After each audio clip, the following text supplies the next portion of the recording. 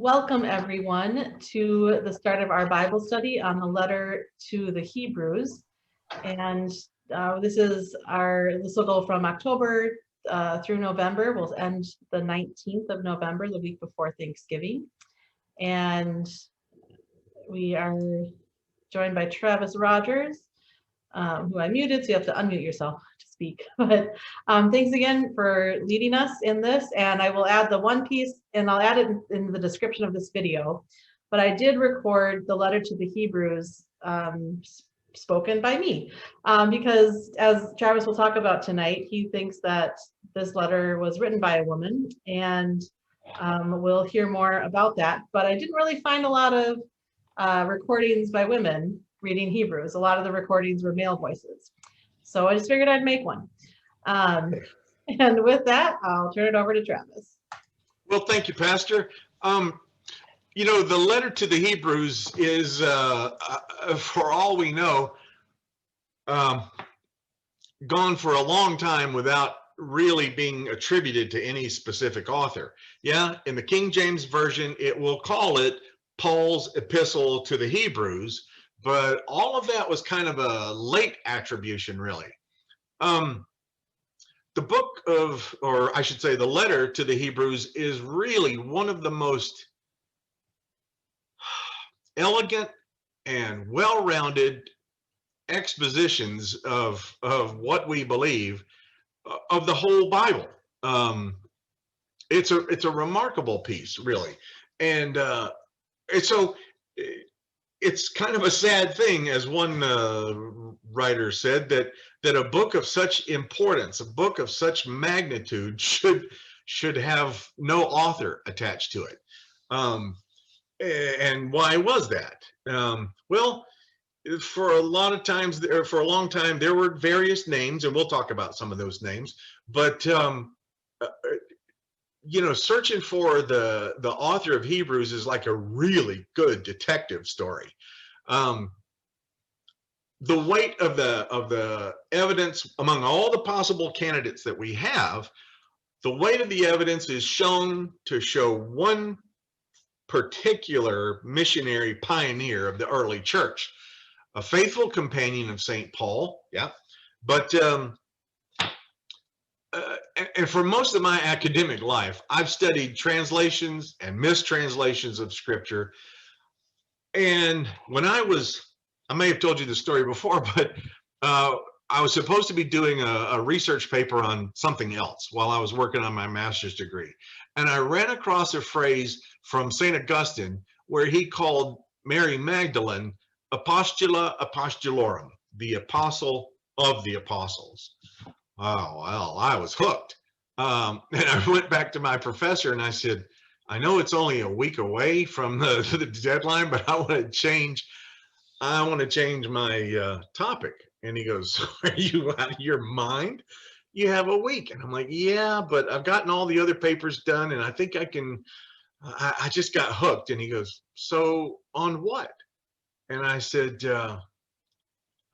Mary Magdalene. And he goes, oh, Apostula Apostolorum, huh? And I was like, oh, okay. And he goes, oh, I've spent most of my life, you know, tracking down her and others like her. So I was like, well, that's a green light if I ever got one. So I started studying that, and I started looking, of course, first at Mary Magdalene, and I did the paper on her. But from then on, I started looking at other women in not just the Gospels and not just the New Testament, but all through the Bible. And I found out that for all the translations, there were, in fact, a lot of mistranslations. Well, one day I came across a book by a guy named Adolf von Harnack, and he proposed, and Harnack was one of the big daddies of you know, church history, and he proposed that Priscilla was, in fact, the author of the Epistle to the Hebrews. In fact, in the early part of the 20th century, there were several books that picked up on that theme. In the later half of the 20th century, important new commentaries on Hebrews were published that expanded that theme, that idea. Also, in the last half of the 20th century. We had the Dead Sea Scrolls discovered, as well as the libraries at Ras Shamra and Tel El Amarna and other places, Nag Hammadi. And these discoveries brought about various issues that were related to the role of women. In 1957, a guy named Russell Prohl wrote a book called Woman in the Church. Not women, woman in the church. Pardon me. And he commented, he said, there are a number of Bible critics who suggest that Priscilla wrote the epistle to the Hebrews. And someday we may learn this is true. Huh. Well, that was 1957. And as time rolled on, and not too many years after that, the detective work was going on pretty strong. In the 60s, a woman named Ruth Hoppin, Hoppin, wrote a book called Priscilla's Letter. No, sorry, not that was the second one. The first one was called Priscilla, author of the Epistle to the Hebrews. I discovered that book in 1982 when I was, taking my turn in scholarship, and I was immediately taken with that book. And then in 1997, Hoppin wrote a follow-up book called Priscilla's Letter, Finding the Author of the Epistle to the Hebrews. And she does a magnificent job of really tracking down and explaining all the things that we're going to be talking about in the next few weeks. All that to say, this study isn't going to be so much about the contents, although we will spend a lot of time with the contents. Is not going to be about the theme of the book itself, the letter itself. We're really going to be talking about hunting down the author. Because like I said before, this book going without an attributed author is a crime of magnificent proportions.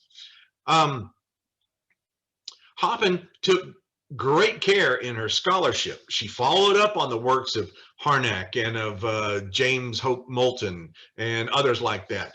And it's Hoppin's scholarship that really is the most compelling. And I'm happy to say that it wasn't just Hoppin, a woman, who was doing all the great research.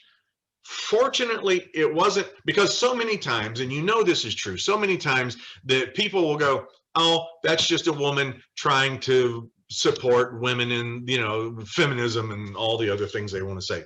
Well, happy to say Harnack was the first to suggest it.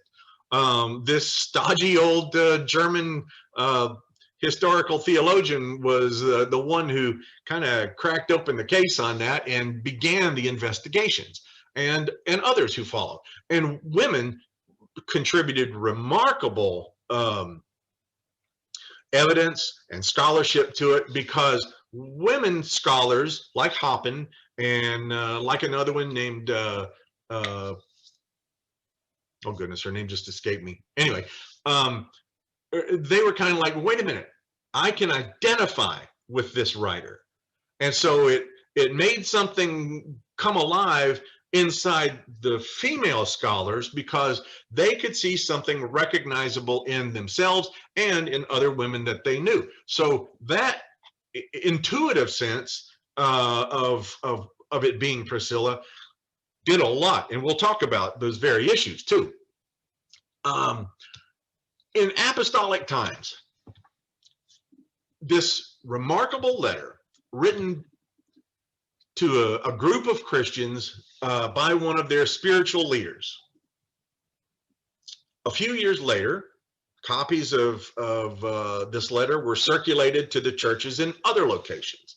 The letter eventually finds its way into the New Testament canon and is known to us as the Epistle to the Hebrews.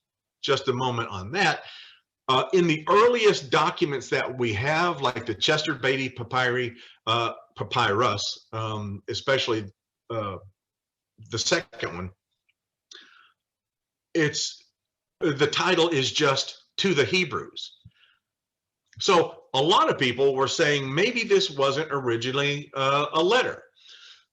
Well, in a tangled strand of history, deep mystery surrounds who the author really was.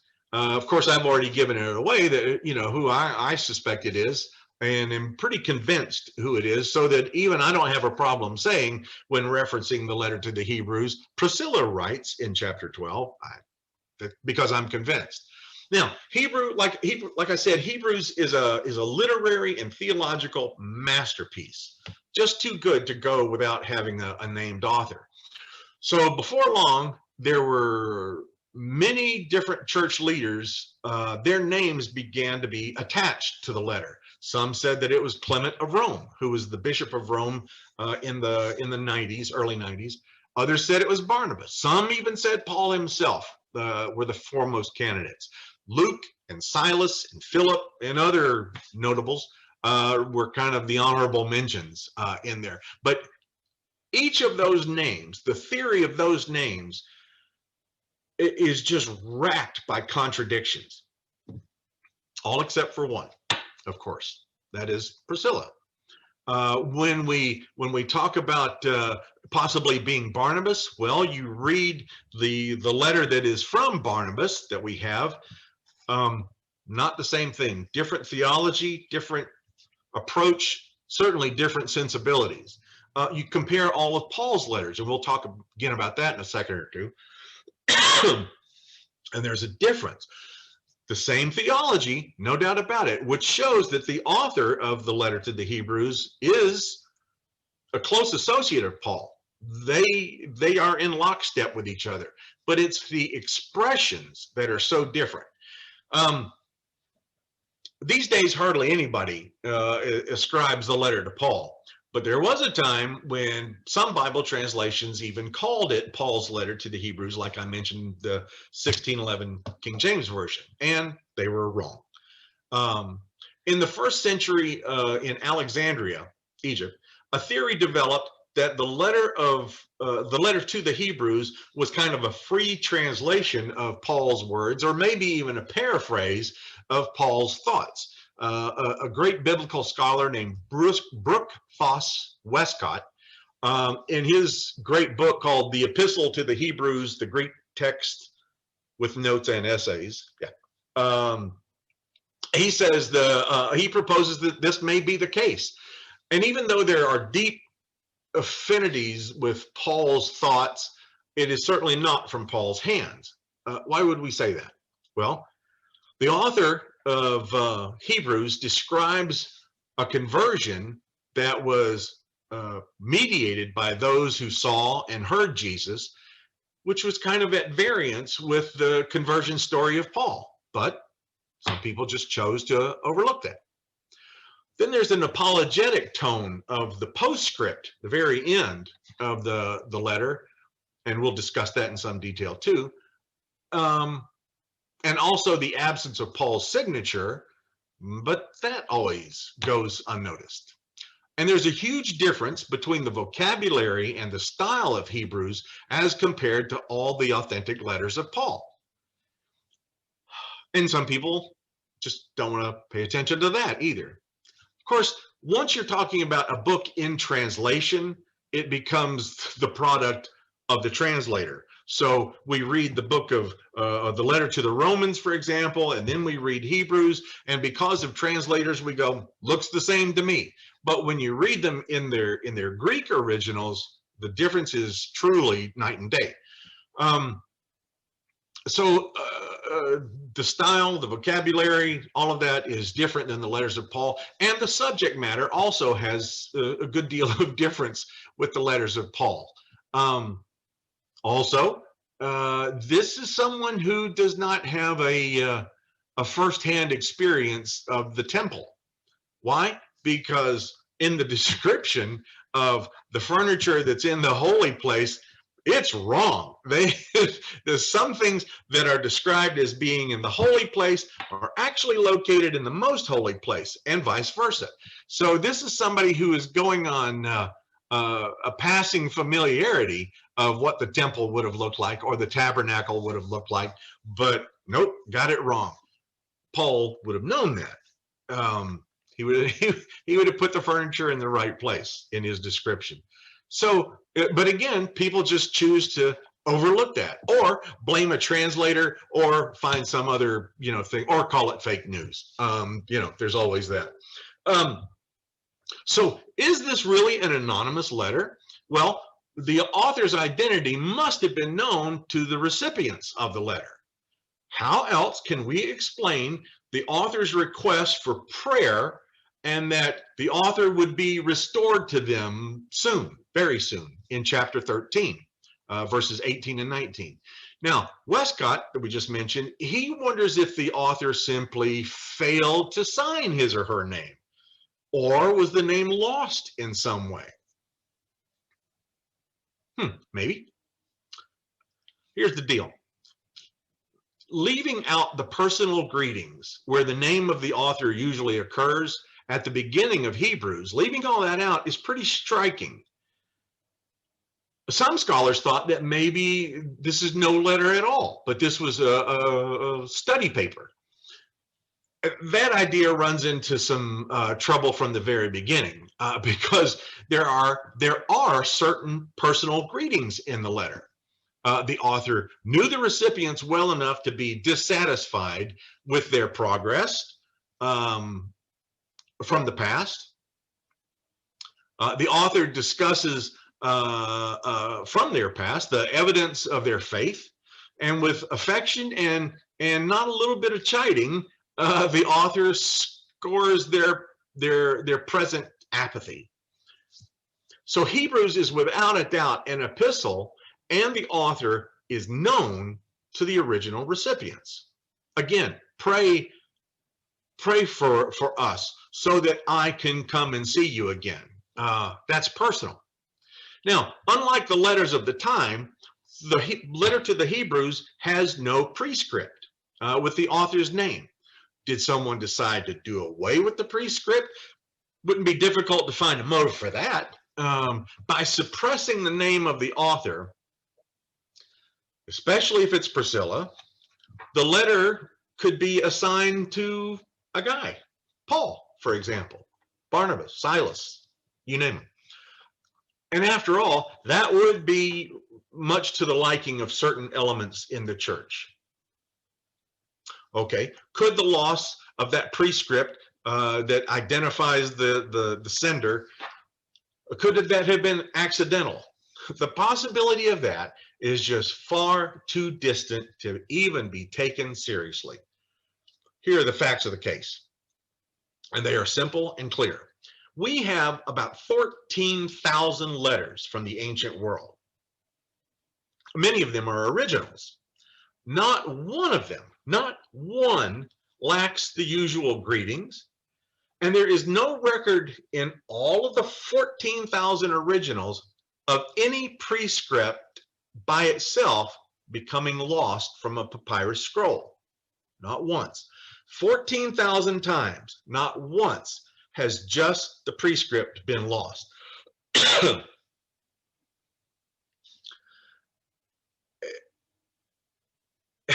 And if Hebrews is the exception, it is the only exception.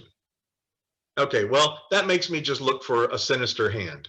It makes me look for somebody who's trying to suppress something. Now remember, the prescript is usually only one sentence containing the name of the sender and the name of the recipient, and then preliminary greetings. Paul customarily uses two sentences in his. It's far more likely that the prescript was left out by the author, him or herself. Why? Well, if it were a woman in the first century writing to a group who is beginning to have doubts about women in leadership, you can understand why I want this letter to be heard. I want it to be understood, but I don't want it to be just dismissed because it's simply a woman writing it. Now, let's be fair. The early church wasn't always, it wasn't completely like that. The early church, Paul talked about a fellow apostle, Junia. And of course, the church tried to turn her into Junius, but there is no name anywhere in the Roman Empire of a person named Junius, not a guy. Not the way they would have it spelled anyway. So Paul he calls Priscilla a fellow laborer. So there was a time, and there's an excellent book called When Women Were Priests by a woman named Karen Jo Torgeson, who really does a great job of describing what the early church was like when there were women priests and bishops and pastors and evangelists and even not a few called prophets. So anyway, we don't have the author's name. The loss of the author's name, even though, like I said, the letter in its original form was sent to a church who knew who the author was, even if it's not attached or it's not included in the letter itself.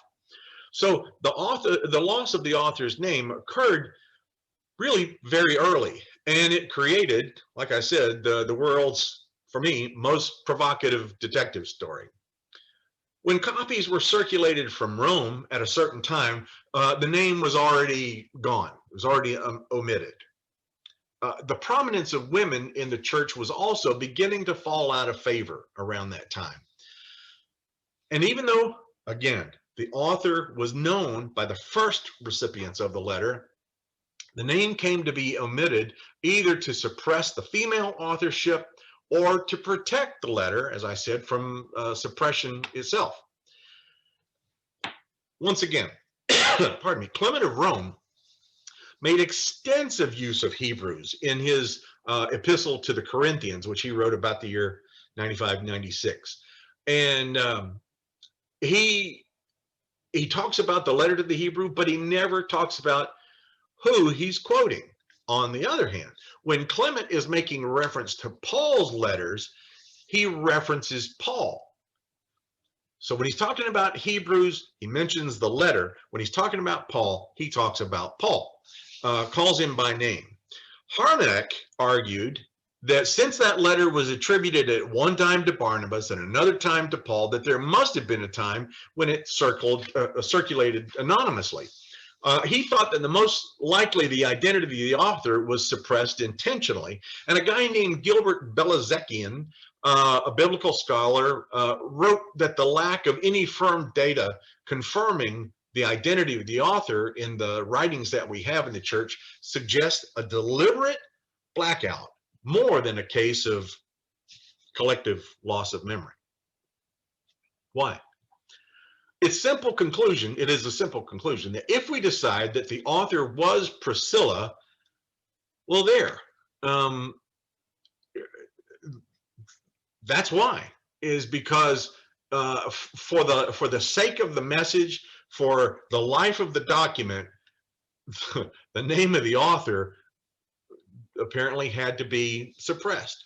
5 years after Harnack wrote his work in 1918, I guess, Friedrich Schiller wrote a support, following up in support and defending the evidence supporting the likelihood of Priscilla's authorship. He said that in the case of letters, the author's name is of prime importance and easy to preserve, but if it should be lost, then a pseudonym was usually put in its place. Some of the Gospels, for example, the Gospels were not called the Gospel of Mark when it first circulated. That name gets attached later.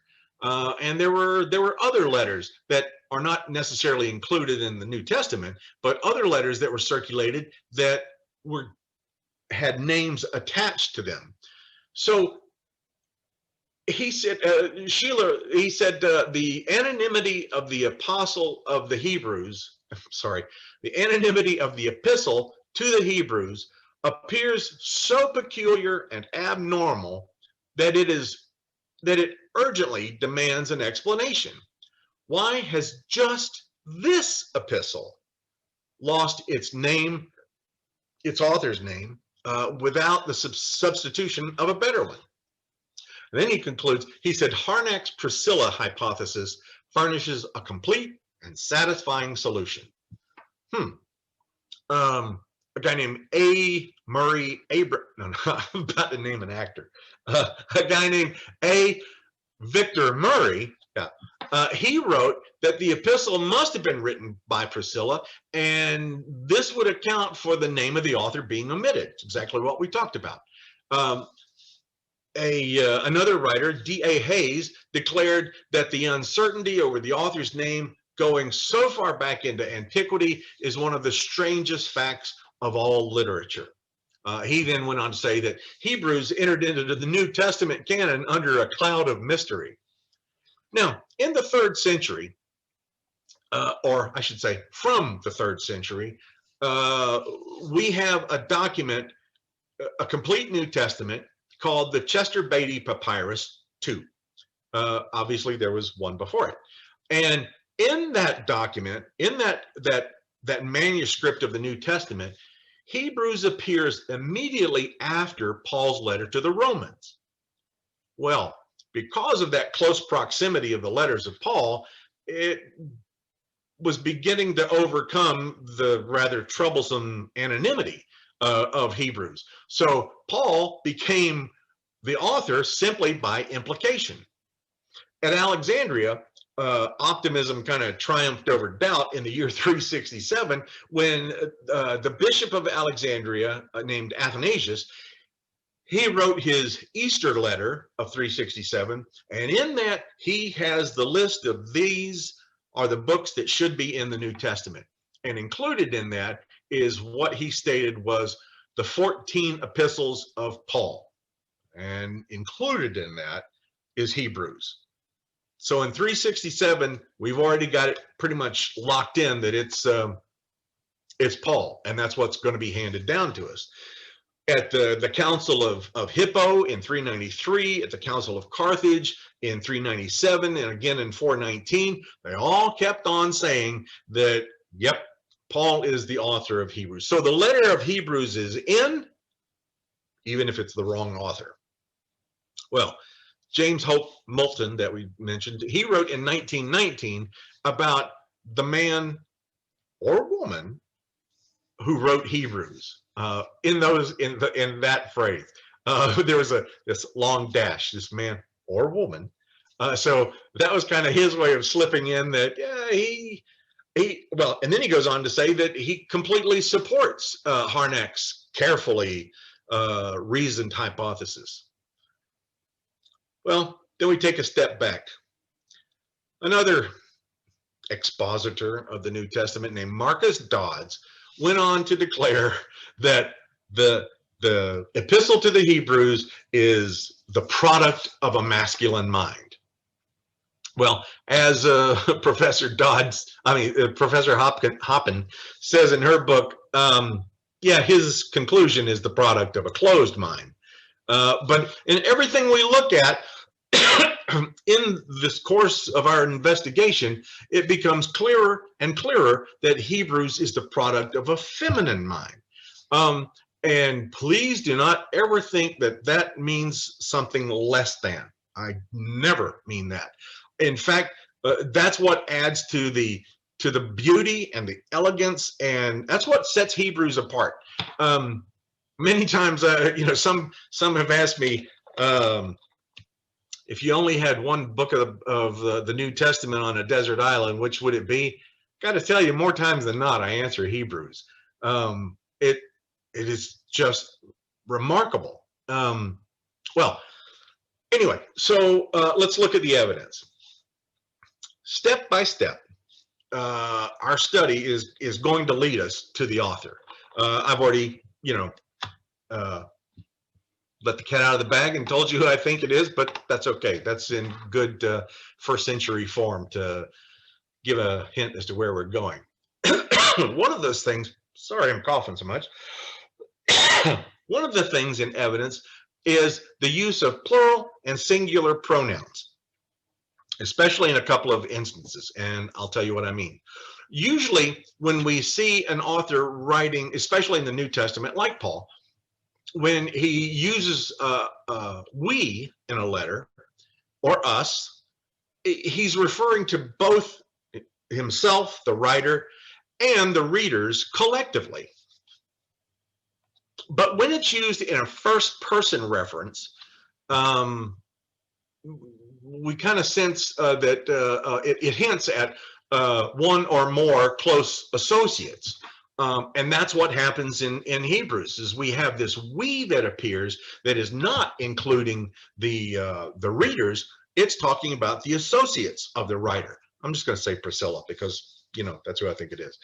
Now, the careful construction of the distinctive style in Hebrews argues against any kind of joint authorship. But that doesn't mean that there's no possibility of two or more persons who are talking over the subject matter, who are being represented in this letter. The pronoun we in Hebrews chapter 6, verses 9 and 11. Yeah, chapter 6, verse 9, 11. And the alternation of we and I in Hebrews 13, 8 and 19, 22 and 23 is a sign that the author is speaking on behalf of an ally who the readers already know. Although Paul used we, meaning himself and other apostles, Priscilla is not meaning we as a general category like religious leaders, but is talking about me and who is sitting right here with me. We are asking for your prayers, for example.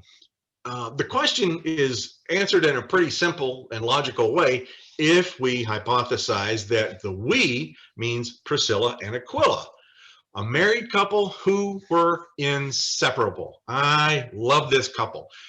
They get mentioned only 6 times in the New Testament, and never is one mentioned without the other. It's always Priscilla and Aquila. And notice whose name comes first. Now, there are some references. Luke, for example, when I say Luke, I mean like the Acts. It will call Aquila's name first. But when Paul is writing, generally he is going to say Priscilla and Aquila. Now, you know as well as I do that when we refer to a couple, generally we call the name of the person first is the one we have the relationship with. My sister, for example, I refer to them collectively as Tiffany and Rowdy. Why? That's my sister, and Tiffany comes first. Or my cousin, Linda and Rick. So the fact that Paul is calling Priscilla's name first is kind of remarkable. And it means that he holds her in especially high esteem. So both Priscilla and Aquila cared very much for the spiritual standing of the audience, the readers. Priscilla uses this, the singular, in presenting her main argument and changes to the plural, we, when it comes to exhorting the readers. And after all, they were at one time or another co-leaders of the churches in Rome and in Corinth and in Ephesus. So we find some clues in postscript, that last part. And the postscript, that's found in Hebrews chapter 13, verses 22 through 25. And those few verses are a treasure chest. There is lots of great information in there, and we just have to look for it and pay attention to it. In that 3-4 section verse section, we find an allusion to Timothy, a co-worker, linking the author to Paul, Priscilla to Paul. Harnack, again, concluded that the author or authors were at least on some level, the same level with Timothy. They were church leaders, and part of Paul's most intimate circle. In fact, verses 23 and 24 continue or contain no fewer than 6 clues concerning the identity of the author. Very briefly, there are, number 1, the author is closely associated with Timothy. Number 2, Timothy and the author are away from their general locale of ministry, but they plan to return as soon as they can. Number 3, we learned that Timothy is in a place where his freedom has been limited by imprisonment, custody. Number 4, Priscilla is in the same general location as Timothy or somewhere close by, but is free to travel. Number 5, the recipients of the letter have several leaders in addition to the author and Timothy.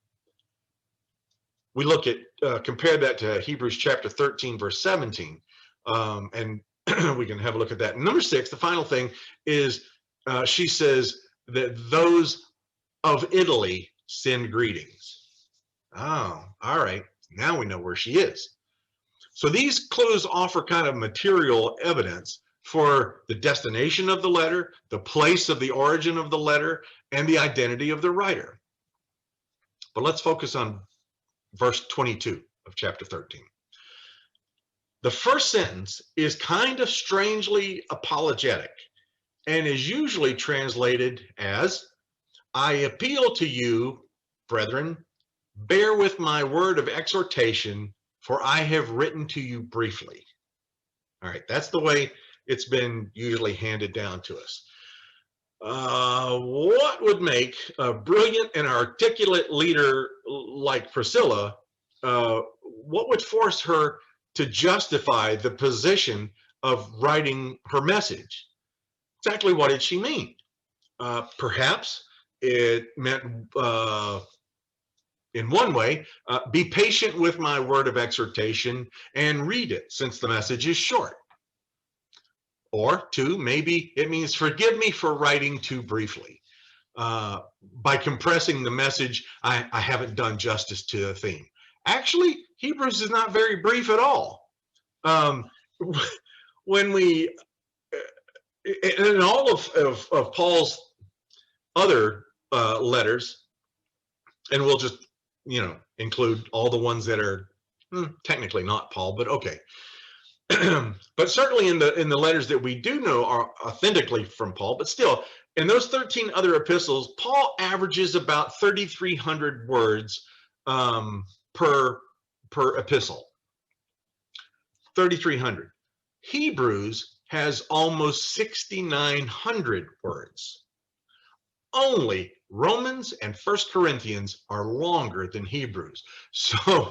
So to translate it as, sorry, I'm writing too briefly. Nope, that cannot be what that means because it isn't brief.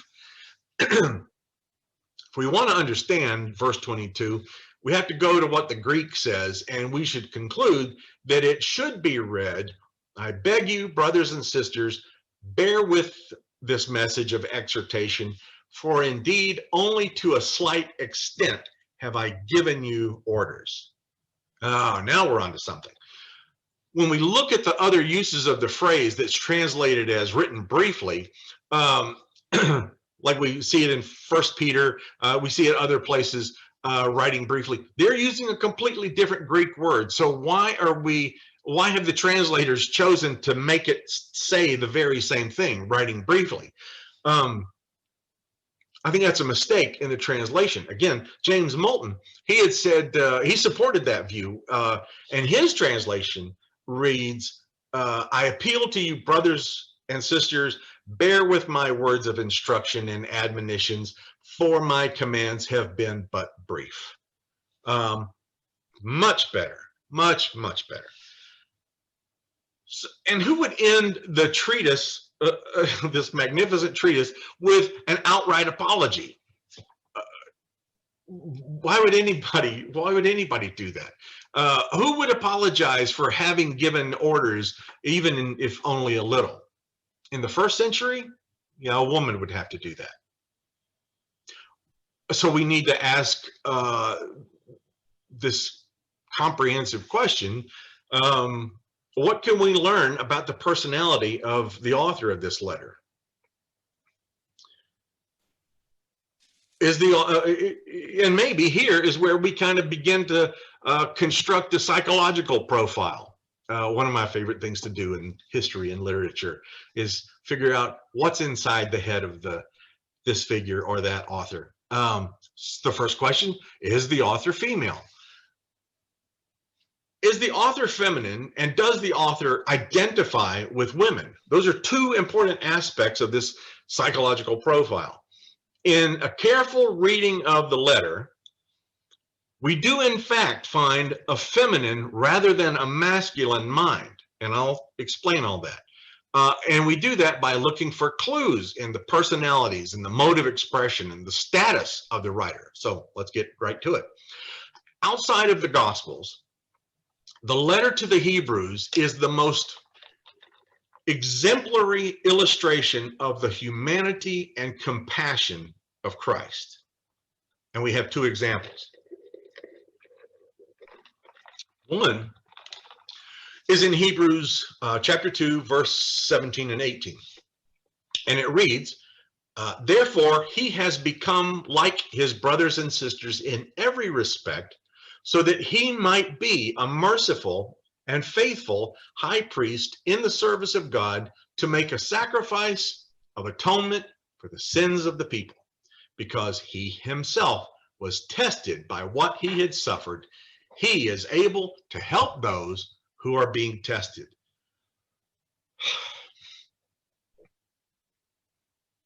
Makes me want to cry. This is how he helps us, is because he himself had been tested just like us. And because the old story. A guy is walking home one night, it's dark, and he doesn't realize that he's getting into some dangerous territory, and the guy slips and falls into a hole, a deep hole, and he can't get out. Doctor goes by, and he goes, hey, doc, can you help me out of here? The doctor writes out a prescription and drops it in the hole. Priest goes by, Padre, can you help me out of here? I'm down in this hole. Priest writes out prayer, drops it down in the hole. Finally, a friend of his walks by and he goes, Joe, it's me. I'm down in this hole. Can you help me out? And his friend jumps down into the hole with him. So our guy says, man, what are you doing? Now we're both down in here. And his friend says, yeah, but I've been down in here before and I know the way out.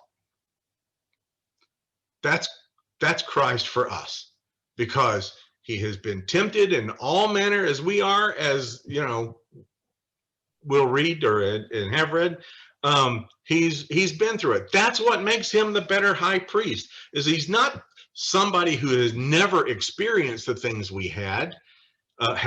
He's not somebody who is immune to our sufferings. No, he has suffered with us.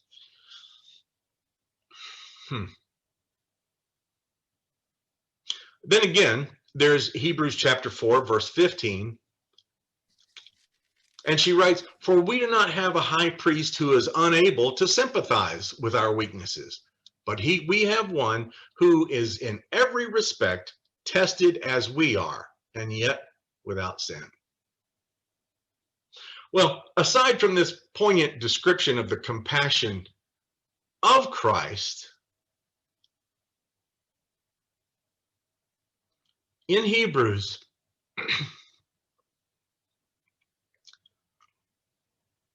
one of the most remarkable things we find is we find a compassion for Christ.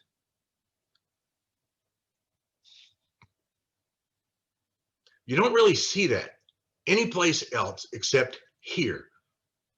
I don't know, maybe this is why Hebrews means so much to me, is because it takes into account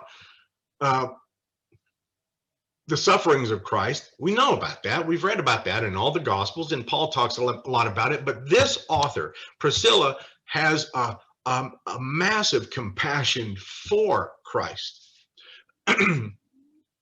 Hebrews, in Hebrews chapter 5, it says that Jesus prayed and beseeched God with loud cries and tears. And in the following two verses, in 6 and 7, no, that's not right, 8 and 9, it says that we understand that Christ's mission is by its very nature entailing suffering. That's just part of the mission, is suffering. In the 12th chapter, we find a reference to both the psychological and the physical sufferings that Christ endured for our healing. And that motif of suffering, that theme of suffering, along with those, is suffering alongside those in physical and psychological pain. And that's the characteristic of the author. So she's really kind of empathic. Sorry, Deanna Troy. But she feels what Christ has felt. She understands that pain. And this portrait begins to reveal an unusually sympathetic and empathetic individual who is willing to be able to share the emotions of other people and regard them with a very tangible tenderness. In Hebrews 13, verse 3, says, remember those who are in prison as though you were imprisoned with them, those who are being tortured as though you yourselves were being tortured. So again, our psychological portrait of Priscilla shows someone who is not just sympathetic, but empathetic. Priscilla understood the feelings and the reasoning of Moses' parents, even. When it says, she writes that they hid Moses for 3 months after his birth in order to save his life. James Alexander Robertson, a scholar who supported our friend Harnack, had this to say about the allusion to Moses. He said, the tenderness of the reason given for the hiding of the infant Moses by his parents is striking because they saw he was a beautiful child. Yeah, see, Paul ain't gonna write that. Silas ain't gonna write that. No, they're going to talk about the destiny. They're going to talk about the call. They're going to talk about all this other stuff. But Priscilla is like, they looked on Moses and saw he was a beautiful child. So also is this description of Moses' first act, is that he refused to be called the son of Pharaoh's daughter. Wowee, that's such a huge moment. There's something to pay close attention to here with Moses' momentous decision, and it was worded in terms of the relationship with his foster mother. Now, a woman is definitely more likely than a man to think of the torn relationship between Moses and Pharaoh's daughter, his foster mother. Josephine Ford says that no New Testament writing exhibits such a unique and delicate poise between the human and divine nature of Jesus so clearly as does the Epistle to the Hebrews. Another example that's well worth mentioning is in Hebrews chapter 8, verse 9, which recalls Jeremiah chapter 31, verse 34. And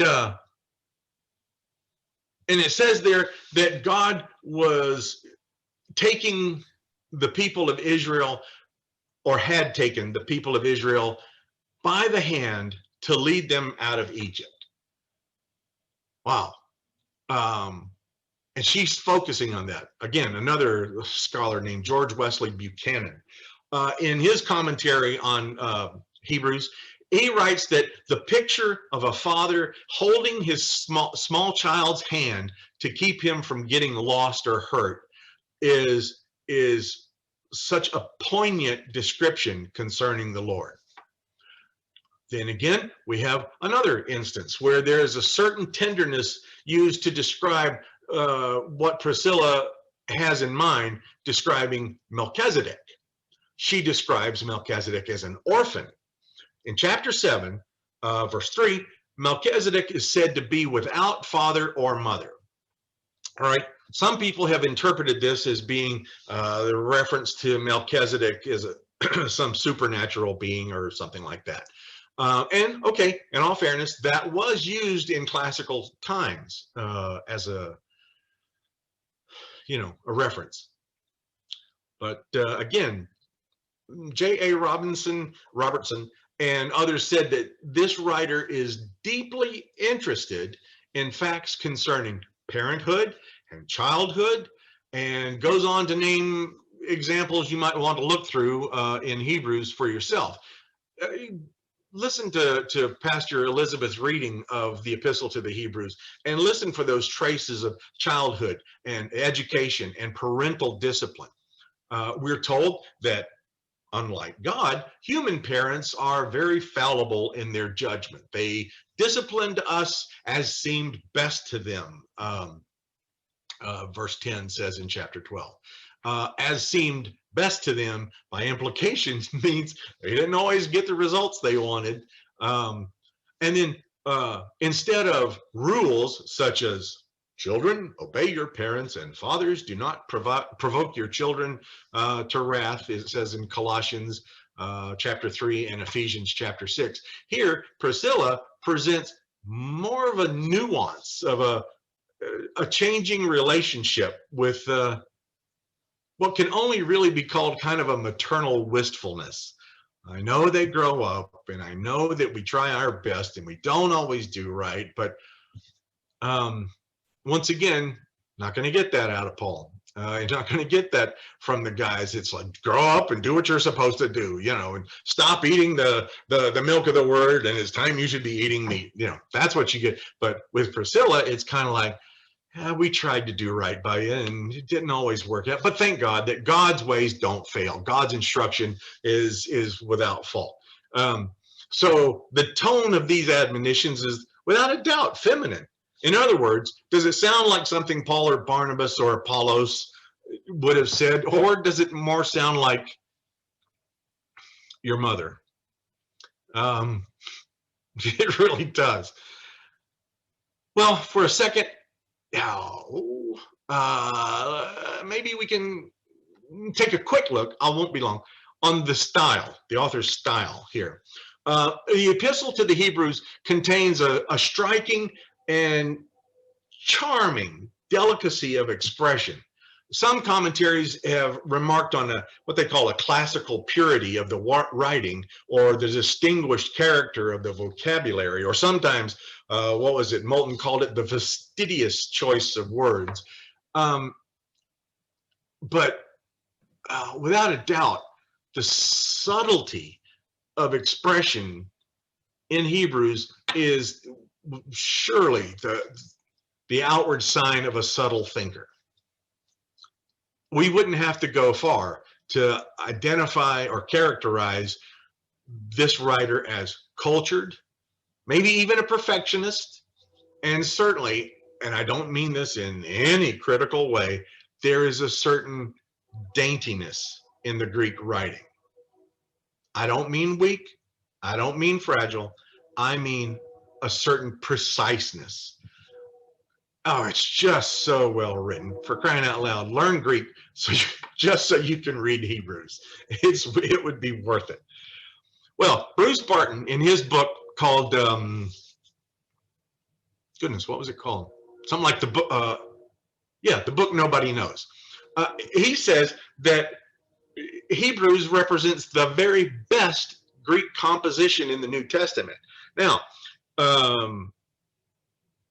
I've often referred to Luke as the Shakespeare of the New Testament, because Luke's Greek is beautiful, but if he's the Shakespeare, then Priscilla is probably the Emily Dickinson of the New Testament. She is a poet. So with that, with it being so delicate, with it being so persuasive, if we detect a woman's hand, yeah, then we come to Priscilla. Who else? In 1913, Mildred A.R. Tucker, Tuker, she wrote an article called "The Gospel According to Prisca."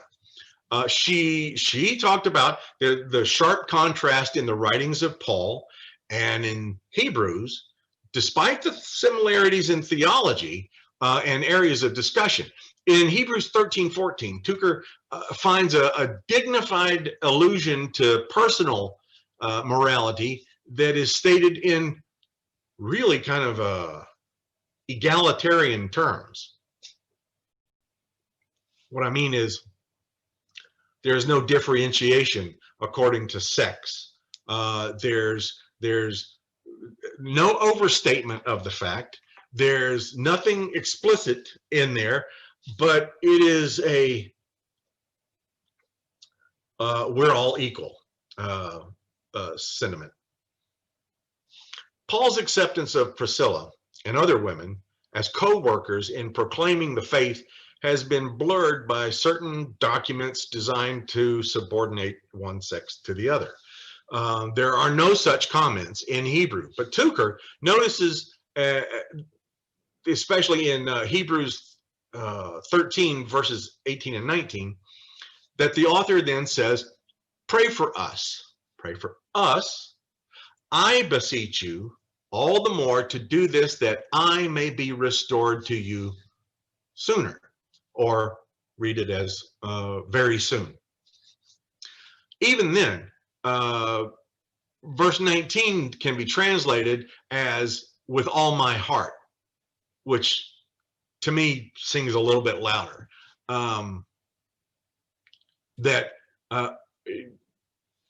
Not I beseech you, but with all my heart, I want to come and see you as soon as possible. Then the change from the plural to singular, I urge you, pray all the more that I may return to you very soon, isn't typical of a male, but it is of a female writer, especially when we're talking about New Testament writings or first century writings. Aquila, for example, would never say, pray for us, for I exhort you the more to do this, and that I may be restored to you very soon. But it is a natural and an affectionate explanation for or to describe Priscilla as writing that. That change from plural to singular is really a bigger deal than what we may think at first glance. It's really rather provocative. A reasonable explanation is that the author represented a married couple, as I mentioned before. Way back, Harnack suggested that we should be looking for a married couple close to Paul, but the pen is in the hand of Priscilla. Is the author feminine? Yes. So our follow-up question is going to have to be, does the author identify with women? We want to look at Hebrews and see if women of faith in their role in religious history are acknowledged and by implication equal before God. Well, we're going to find out, of course, yes, that is exactly the case. That is a fascinating study of who gets named and where they get named. And yeah, we will. All right, we are right on 1 hour. Holy smoke. So we'll take a look at that next week. How does Priscilla identify with women in the letter to the Hebrews? And there you have it. They said thank you. You probably could tell that for what you're sharing. And as you started to talk about this, it made me think of women throughout history who have written under male names for yes, books for speechwriters, for others, right? All of that to be heard. And I gotta say, I was riled up a little bit when you said who at the end of their message would need to say, okay, I give these exhortations, but I didn't do too much. I qualified it. I was like, oh, women having to qualify their speech. Yes. Yes. Great. Oh, we're still doing that, right? The book Lean In and other things. Anyway. Yes. But I also love and want to say, like, just to name, because we stayed muted through the whole thing, but the tenderness that exudes from you when reading this letter is powerful. And also the fact that you're sharing the history, naming both men and women who have studied this, and that when it reminded me of a lecture I was on recently. It was two male scholars who were talking about womanist theology, and somebody in the chat said, well, shouldn't we have a womanist theologian in this? And they said, well, we had somebody last week, but also we as scholars need to keep naming the whole breadth of voices, and that for some hearers, for some maybe some men, or for me, some women, like the closest they may come to a feminist is a male professor who's helping them read from a variety of voices that they wouldn't normally go to, depending on what culture has taught them what's valuable. So appreciate it. Which is why I've always felt that it was important for me to talk about Black liberation theology or liberation theology, and to talk about, I mean, that's why you look on my bookshelf and you're going to see James Cone, and you're going to see all these guys on there. You're going to see Gutierrez.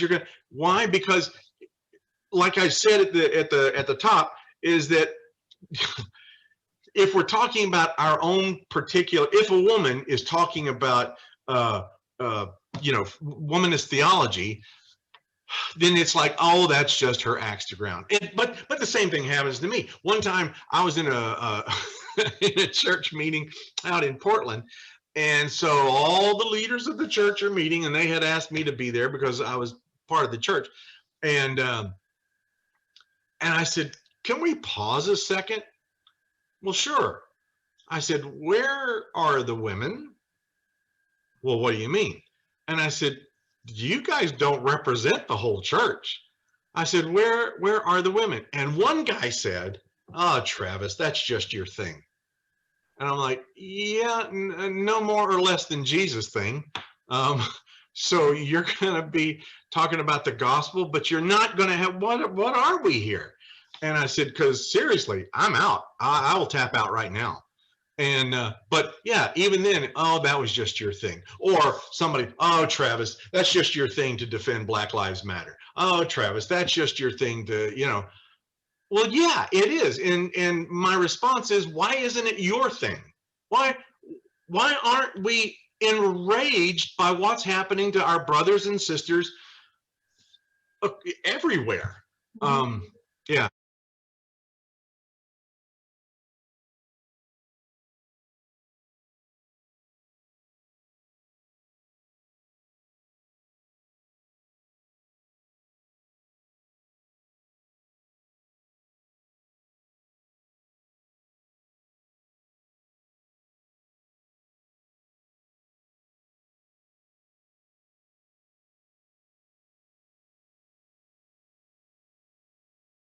Next week, we will pick up with the idea of women as heroes of the faith. And we know that section talks about Abraham, Noah, talks about Jacob, Joshua, talks about all the rest of them. Those have been mentioned many other times and in other books, but the difference between that list of heroes and Priscilla's list is that she really only talks about Joshua kind of just by inference, when she really is wanting to talk about Rahab, or talking about other women of the faith and mentioning them alongside some of the guys, or sometimes even in place of the guys. You won't find the men writing stories like that. In fact, we have a really good description of one book called Ecclesiasticus, or also called Sirach, which will give that very list, but it will mention the men as being the ones of faith, when in fact Priscilla will refer to Rahab, for example, as a person of faith, and she was saved because of her faith. So yeah, that's another interesting and in-depth study that thank God for the letter of Hebrews. Otherwise, what a lopsided view we'd have of church history and biblical history. So next week.